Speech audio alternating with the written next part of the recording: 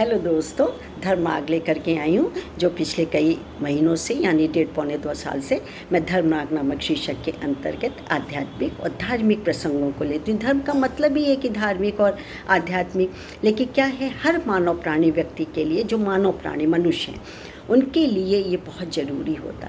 तभी तो पशु समाज से अलग भी होते, क्योंकि हम में तर्क है, चिंतन है, एक पीढ़ी से दूसरी पीढ़ी को अपने संस्कार, अपनी संस्कृति दे सकते हैं। और जितने भी मानवीय गुण हैं, ममता हो, प्रेम हो, सहयोग हो, सहिष्णुता हो, त्याग हो, कल्याणकारी चीज़ें हो, वो सब हमें कूट कूट के भरी होनी चाहिए। फिर देखिए अपने लक्ष्य तक हम कैसे उड़ करके जाते हैं। कोई कठिनाई आने पर हम धर्म मार्ग को छोड़ते ही नहीं, हमारे पैर फिर डगमगाते नहीं हैं, बल्कि धर्म मार्ग का सहारा लेते हुए अपने लक्ष्य को प्राप्त करते हैं।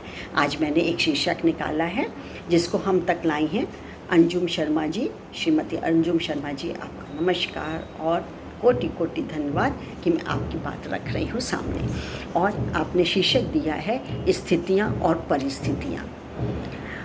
मनुष्य न कोई पाप करता है और न पुण्य करता है, वह जो भी करता है परिस्थितिवश करता है। स्थितियाँ बनती बिगड़ती रहती हैं। कभी प्रतिकूल परिस्थितियों को अपने अनुकूल बनाने के लिए मनुष्य हर संभव प्रयास करता रहता है। राजा हो या रंक, दोनों समान रूप से ऐसी परिस्थितियों को झेलते हैं। मनुष्य का स्थूल शरीर हड्डी और मांस का बना है। वह राग, द्वेष और अहंकार के रूप में प्रकट होता रहता है। इसमें 17 अवयव हैं, 5 कर्मेंद्रियाँ, हाथ, पैर, वाणी, गुदा और उपदस्थ, जिनके द्वारा कार्य करना, चलना, बोलना आदि की प्रक्रिया होती रहती है। 5 ज्ञानेंद्रियाँ क्या हैं? आँख, कान, नाक, त्वचा और रस। 5 वायु प्राण हृदय में रहते हैं, जो श्वास लेने और छोड़ने का कार्य करती हैं। अपान या गुदा में रहती है, जो मल त्याग में सहायक है। अन्न, जल आदि का समान वितरण करता है। व्यायाम, यह सारे शरीर में खून का संचार करती है। उदान, यह वाणी को कंठ द्वारा संचालित करती है। मन या सभी इच्छाओं, राग, द्वेष का कारण है। अहंकार, यह मनुष्य को गलत कार्य करने को प्रेरित करती है। अहंकार मतलब घमंड, ईगो।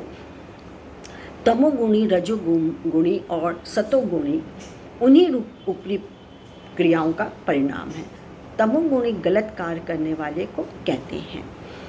रजोगुणी समाज की प्रतिष्ठा और यश चाहता है। सतोगुणी ऐसे पुरुष को कहते हैं जो सभी कर्मों से शेष रहता है, वह प्रभु की शरण के लिए प्रयत्नशील रहता है। इन सबसे ऊपर आत्मा अर्थात परमात्मा का सूक्ष्म अंश माना गया है। जब तक भौतिक शरीर है तब तक भौतिक गुणों की क्रियाएं प्रतिक्रियाएं होती रहती हैं। मनुष्य को चाहिए कि सुख दुख या शीत ग्रीष्म स्थितियों को सहन करे। जीव आत्मा अनंत काल से अपने अच्छे बुरे कर्म के फलों को संचित करता है। वह अपने ही रूप से अनभिज्ञ रहता है। इस अज्ञानता को दूर करने के लिए प्रभु की शरण में जाना बहुत जरूरी है, आवश्यक है। यही फल उसके पाप पुण्य का भागी होता है। संसार में कोई भी शरीर दुखों से रहित नहीं है। यहाँ सर्वत्र जीवन क्या है?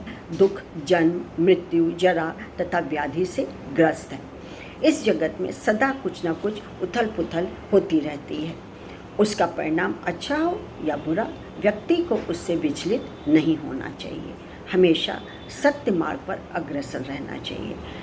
अंजुम शर्मा जी, आपको मैं क्या बताऊं, अर्जुन शर्मा जी की आपकी बातें मुझे इतनी अच्छी लगी कि मुझे लगता है कि बस इन सबको ये लाभ लेना चाहिए और सुनना चाहिए। सुनिए, इसको सुन करके अपने में आत्मसात करिए तो देखिए सोने में सुहागा हो जाएगा।